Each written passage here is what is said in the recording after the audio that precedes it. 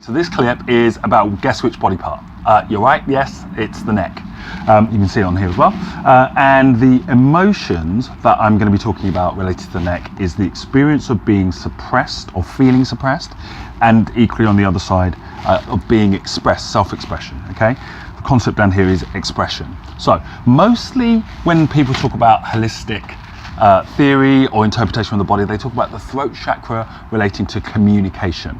But as you can see, I spend a lot of my time communicating with my hands, and equally you can communicate with things like color, and you can express yourself with anything from your hairstyle through to the job that you do, the car that you drive. So I wanted to look at expression as a bigger concept, okay?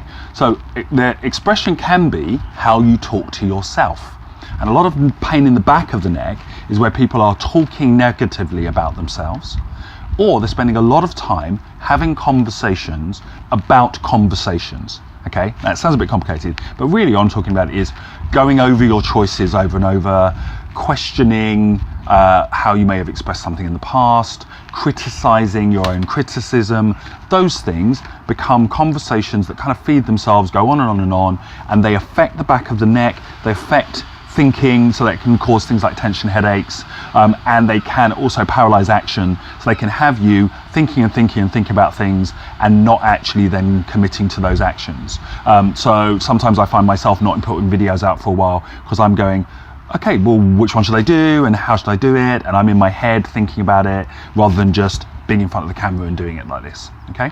So inside of self-expression, the first thing is to notice the areas of your life where you're not really expressing yourselves, where things have just become boring or functional or like an obligation, and starting to bring back a bit of life, like a bit of color, okay, into what you're doing, a bit of joy into it. Equally, there is expressing those things that you're not expressing. And sometimes they're not expressing things. So suppression doesn't have to always be negative. Sometimes not telling someone something is really valuable and useful.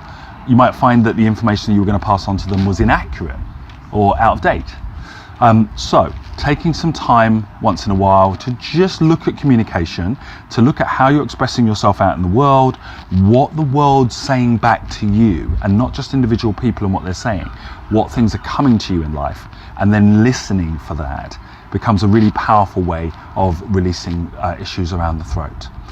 Now, having said that, I'd love you to help us with expressing our ideas in the world. So please share our videos whenever you get an opportunity. If someone says, oh, I've got a bit of pain in the neck, send them this link. Equally link them to any of the MIDI meditations that are about the throat. I think there's 2 or 3 on the library at the moment, and help us get our message out in the world.